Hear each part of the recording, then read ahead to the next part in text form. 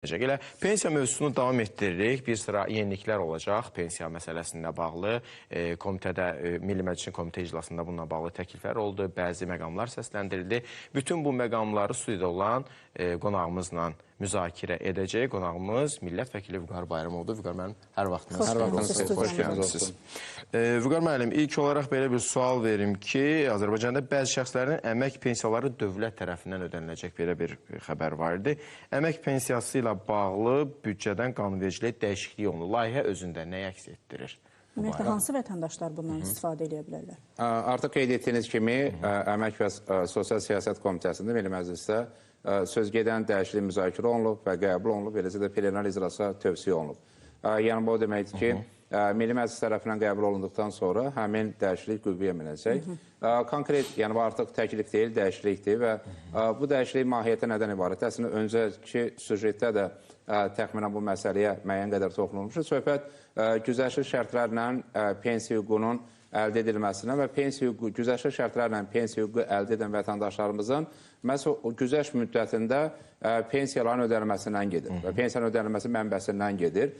Çünki nəzərə alsaq ki, bəzi vətəndaşlarımız, məsələn, çoxuşaqlı ailələr, həmin çoxuşaqlı ailələrdə analar və bəzi hallarda atalar pensiya daha tez çıxırlar. 5 il daha öncə pensiya hüququ qazanırlar və onların baxmayaraq ki, 64 və ya 65 yaş pensiya yaşıdır, əmək pensiyası yaşı.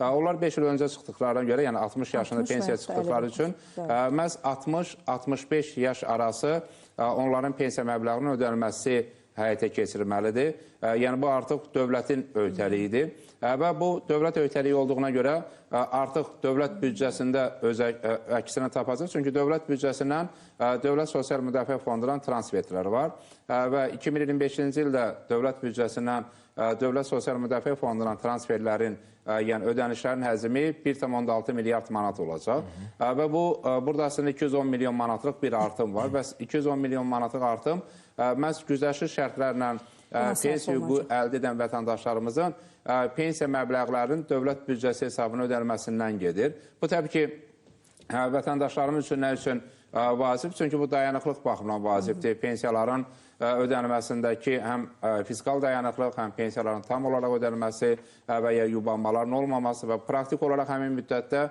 dövlət büdcəsi bütün xərcləri və öhdəlikləri üzərinə götürür. Yəni, Dövlət Sosial Müdafiə Fondu deyil, dövlət büdcəsi tərəfindən ödənilir.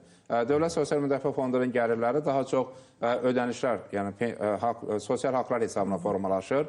Amma artıq büdcədə vəsait var və büdcədə vəsait olduğuna görə məhz həmin dəyişiklik qüvvəyə mindikdən sonra dövlət büdcəsi qeyd etdiyimiz vətəndaşların güzəşt müddətində pensiyasını ödəyəcək və güzəşt müddətində həmin pensiya məbləği birbaşa dövlət büdcəsinin vəsait hesabına ödəniləcək. Vüqar müəllim, bəs bu dəyişiklik sığorta stajı olmayan və yaxud da az olan insanlara nə qədər əhəmiyyətli olacaq?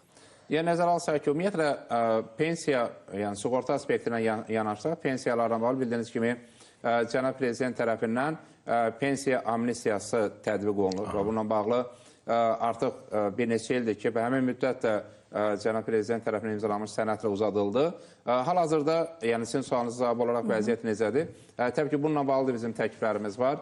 Əslində, 2018-ci ilin iyulun 1-nə dək hətta 1 manat pensiya kapitalı olan vətəndaşlarımız avtomatik əmək pensiyası almaq hüququna malikdir. Bu amnistiyadır. Yəni, hal-hazırda əmək pensiyası almaq üçün və əmək pensiyası almaq hüququ qazanmaq üçün tələb olunan minimum kapital təxminən 44 min manata yaxındır. Amma əgər vətəndaşımız, təbii ki, məsələn, bu il pensiya yaşı tamam olursa, əmək pensiyası hüququ qazanırsa, amma onun işlədiyi müddətdə sadəcə 2018-ci ilin ortasına dək 1 manat sosial ödəniş edibsə, yəni onun hesabında sadəcə 1 manat vəsait varsa, bu imkan verir ki, həmin vətəndaşımız əmək pensiyası almaq hüququ qazanır. Çünki əmək pensiyasının əslində yaşa görə müavinətlə əmək pensiyasının əsas fərqi ondan ibarətdir ki, təbii ki, əmək pensiyasının məbləği daha böyükdür nisbətən yaşa görə müavinətlə, həm də əmək pensiyası hər il indeksləşdirilir. Yəni, müavinətlər indeksləşdirilmir, biz bunu müzakirə etmişik, amma əmək pensiyası indeksləşdirilir. O baxımdan amnistiya nəticəsində, hətta sizin qeyd etdiyiniz kimi, sığorta və yığımları az olan vətəndaşlarımız əmək pensiyası hüququ qazanırlar və onların əmək pensiyaları da təbii ki, məhz indeksləşdirməyə bağlı əmək pensiyaları haqqında qanuna uyğun olaraq hər il yanvarın 1-dən etibarən indeksləşdirir və artırılır. Ona görə bu amnistiya əslində xeyli sayda vətəndaşlarımızı əhatə edir. Çünki bəzi vətəndaşlarımızın yığımları çox deyil, yəni tələb olunan yığım məbləğində deyil. Amma buna rəğmən amnistiya olduğuna görə bu imkan verir ki, vətəndaşlarımız da pensiya yaşı tamam olan zaman əmək pensiyası almaq hüququna malik olsunlar. Vüqar müəllim, pensiya ilə bağlı hər zaman biz müzakirə açanda qaynaq xəttimizə xeyli suallar gəlir. İndi onlardan elə ikisini bir anda vermək istəyirəm. Eyvazova Xavər soruşur ki, ikinci qrup əlilliklə bağlı pensiya nə vaxt artırılacaq? Bir də üçüncü qrup gözdən əlil pensiya artacaqmı? Belə bir sual Bunlar, verilir. yəni mən sadəcə izah olaraq qeyd edim, yəni aydın olaraq bir məsələni qeyd edim ki, söz gedən, yəni bizim hörmətli tamaşaçımızın qeyd etdiyi məqam pensiya deyil, müavinətdir. Çünki əlilliyə bildiyiniz kimi əmək pensiyası yaşa görə əmək pensiyasıdır, ailə başçısını itirməyə görə əmək pensiyasıdır və əlilliyə görə əmək pensiyası. Yəni 3 növ pensiya əmək pensiyalardır. Və əlilliyə görə əmək pensiyası alan vətəndaşlarımızın pensiya məbləğləri indeksləşdirilərək artıq yanvar ayında artırılıb. Söz gedən məsələ vətəndaşımızın qeyd etdiyi məqam müavinətlərlə bağlıdır və ümumiyyətlə əlilliyi olan vətəndaşlarımız ya pensiya alırlar və ya müavinət alırlar. Əgər pensiya almaq hüquqları yoxdursa, o zaman təbii ki, onlar əlilliyə görə sosial, yəni aylıq müavinətlə təmin olunurlar. Və təbii ki, sual əslində pensiyaların artımı ilə bağlı deyil, müavinətin artımı ilə bağlıdır. Və bildiyiniz kimi, Cənab Prezidentin 23 dekabr 2024-cü il tarixli imzaladığı sənəddə sosial müavinətlərin və təqaüdlərin artırması ilə bağlı Nazirlər Kabinetinə 3 ay vaxt verilmişdi. Və artıq mart ayında həmin 3 ay, yəni təkliflərin hazırlanması üçün həmin 3 ay başa çatdı və o deməkdir ki, Nazirlər Kabineti tərəfindən artıq təkliflər güman olunur ki, dövlət başçısına təqdim olunub və məhz həmin paketdə sosial müavinətlərin və təqaüdlərin artırılması nəzərdə tutulur. O baxımdan Cənab Prezidentin imzaladığı sənədə əsasən Azərbaycanda sosial paketin yeni mərhələsində sosial müavinətlər və təqaüdlər artırılacaq və təbii ki, gözlənilir ki, artımlar eyni zamanda vətəndaşımızın qeyd etdiyi müavinətləri də əhatə edəcək. Amma o müavinətlərdəki artım neçə faiz olacaq və hansı aydan qüvvəyə minəcək, o sənəd imzalanan zaman bəlli olacaq. Amma təbii ki, bizim tamaşaçının sualına cavab olaraq qeyd etmək istərdim ki, yəni yekun olaraq həm də bu sualın, sosial müavinətlər və təqaüdlər artırılacaq. Çünki bu sosial paketin bir elementidir və eyni zamanda Cənab Prezident tərəfindən bununla bağlı tapşırıq var. Amma konkret olaraq təbii ki, inşallah sənəd imzalandıqdan sonra konkret detallarla bağlı məlumat təqdim etmək mümkün olacaq. Bəli, Vüqar müəllim. Doğulan uşaqların sayı deməli 100-110 minə çatıb. Komitədə bundan bağlı bildiyimiz kimi həyəcan təbili çalırdı.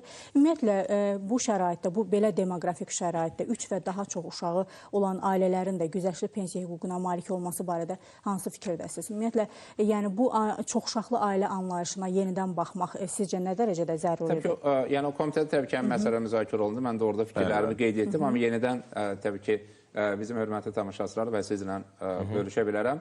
Və söhbət təbii ki, burada əslində komitədə müzakirə edilən məsələ iki istiqamətdə idi. Birinci istiqamətdə bildiyiniz kimi bizim öncə də qeyd etdiyimiz məqam güzəştli şərtlərlə pensiya alan vətəndaşlarımızın məhz uşaqların sayına görə güzəşt ilinin müəyyənləşdirilməsi. Yəni, sadə izah edim, mövcud qanunvericiliyə əsasən 5 və daha artıq övladı olan ailələrdə analar və ya bir sıra hallarda atalar 5 il daha çox pensiya, daha tez pensiya çıxır. Yəni 65 deyil, 60 yaşında pensiya çıxır.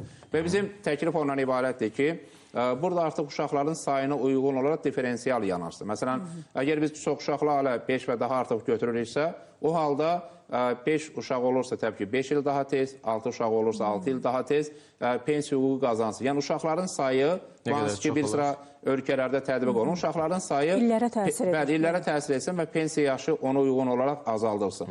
Nəticə etibarı onu gətirib çıxara bilər ki, artıq biz 5 və daha artıq yəni çox uşaqlı ailələr mövcud təsnifata uyğun olaraq desək, 5 və daha artıq uşaq olan ailələrdə artıq fiks olaraq, yəni konkret olaraq 5 il pensiya yaşının azaldılmasından deyil, ailədə uşaqların sayına görə pensiya yaşının azaldılmasından söhbət gedir. İkinci məqam, yəni müzakirə edən ikinci məqam, yəni sizin qeyd etdiyiniz çoxuşaqlı ailə anlayışıdır. Təbii ki, biz həmişə 5 və daha çox uşaqlı ailələr deyəndə təbii suallar yaranır ki, 5 uşaqlı ailələrin sayı çox deyil. Və bizim təklif ondan ibarətdir ki, təbii ki, eyni zamanda beynəlxalq praktika nəzərə alınmaqla, eyni zamanda bizim fiskal, yəni maliyyə imkanlarımızı nəzərə alınmaqla 3 və daha artıq uşaqlar üçün həmin güzəşt tətbiq olunsun. Yəni, bu o deməkdir ki, 3 uşaqlar da çoxuşaqlı ailə və daha artıq. Yəni, əgər çoxuşaqlı ailə 3 və daha artıq uşağı olan ailələr hesab olunursa, artıq həmin ailələr praktik olaraq pensiyada güzəşt əldə etmiş olurlar. Yəni, bu zaman artıq, yəni, təbii ki, bu təklifin qəbul olunduğu halda, məsələn, 3 uşağı olan ailədə ana 64 yaşda deyil, o halda təbii ki 3 il öncə 61 yaşda. Ata, əgər ataya o şamil olunacaqsa 65 yaşda deyil, 62 yaşda pensiya çıxa bilər və təbii ki diferensial. Sizcə bu doğum səviyyəsinə təsir edə bilərmi müsbət mənada? Təbii ki, əslində bizim komitədə də təklif edən zaman bizim əsaslandırmamız ondan ibarətdir ki, bu həm də təbii artım baxımından vacib. Çünki nə qədər çox uşaq, bir o qədər tez pensiya. Təbii, həm də insan kapitalı baxımından. Təbii ki, bu ümumiyyətlə, təbii artım əvvəllər daha çox iqtisadi güc olaraq, yəni əmək qabiliyyətli insanlar olaraq yanaşırdılarsa, artıq yanaşma dəyişir. Bu, həm də insan kapitalıdır. Yəni, təbii artım nə qədər çox olursa, ölkədə insan kapitalı o qədər çox olur və sözsüz belə güzəştlərin dairəsinin və miqyasının genişlənməsi həm də nəticə etibarilə ilə qeyd etdiyimiz kimi ailələrdə uşaqların sayına təsir göstərə bilər. Vüqar müəllim, bu sualı belə qoymaq istəyirəm. Əgər 5 uşağı var, valideyn, ana deyək ki, 65 yaşında çıxmalıdır, yəni 62 yaşında onun hansısa bir övladı dünyasını dəyişir. Bu halda necə olur? 18 yaşına qədər uşağı böyüdübsə, yəni ümumiyyətlə burada həm əlilliyi olan uşaq və ya himayəyə götürən uşaq və eyni zamanda 18 yaşına qədər uşağı böyüdübsə, artıq bu çox uşaqlı ailədir. Çünki onun, yəni siz qeyd etdiniz... 18-ə qədər olan. Bəli, qeyd etdiyiniz məqamda artıq ölüm şəhadətnaməsi ilə... Artıq uşaq deyilsə, o halda məsələn 62 yaşı varsa ananın və ya hətta 59 yaşı varsa, 62 yaşı varsa artıq pensiya çıxıb 5 uşaqlısa. Məsələn, sizin sualınız biraz daha dəqiqləşdirirsə, 59 yaşı varsa və 59 yaşında övladı dünyası dəyişibsə, artıq onun təbii ki, övladı uşaq deyil. Yəni, çünki 18 yaşında böyük ihtimalla daha 18 yaşından çox olanda, amma 18 yaşına qədər böyüdübsə, bu halda artıq həmin güzəştli hüququ əldə edir. Qaynar xəttimizdə bir dənə də sual var. Açıq ürək əməliyyatı keçirmişəm deyir, 59 yaşım var, pensiya ala bilərəm ya yox? Heç yerdə deyir, işə götürmürlər həmin ürək əməliyyatına görə. Amma orada, yəni həmin açıq ürək əməliyyatı ona əlillik dərəcəsi verir-vermir, ona baxmaq lazım. Belə başa düşürəm ki, əlillik dərəcəsi yoxdur. Çünki bildiyiniz kimi hal-hazırda əmək qabiliyyəti itirmə faizinə uyğun olaraq əlillik dərəcəsi müəyyənləşir. Yəni, əlillik dərəcəsi varsa, bu halda onun təbii ki, iş stajına uyğun olaraq pensiya almaq hüququ yarana bilər və ya əgər hüquq yaranmırsa, əlillik dərəcəsinə uyğun olaraq müavinət almaq hüququ təbii ki, avtomatik yaranır. Amma əlillik dərəcəsi yoxsa, həmin vətəndaşımızın o halda təbii ki, adi qaydalarla, yəni əgər kişi vətəndaşımızsa 65 yaşında, xanım vətəndaşsa 64 yaşında pensiya hüququ qazanacaq. Aydındır. Təşəkkür edirik Vüqar müəllim. Studiyamıza gəlib suallarımızı cavablandırdınız. Suallar çoxdur. Qısa da olsa cavablandıra bildik. Təşəkkür edirik buna görə sizə. Və hələsə kifayət qədər qaynar xəttdə də suallar çoxdur. Çünki verilişimiz interaktiv, tamaşaçılar da oradan suallar verir. Bizim də öz suallarımızla biz də çalışdıq ki, hansısa bu formada açıq qalan məqamlara, açıq qalan suallara burada cavab tapa bilək. Bəli, davam edirik, hörmətli tamaşaçılar.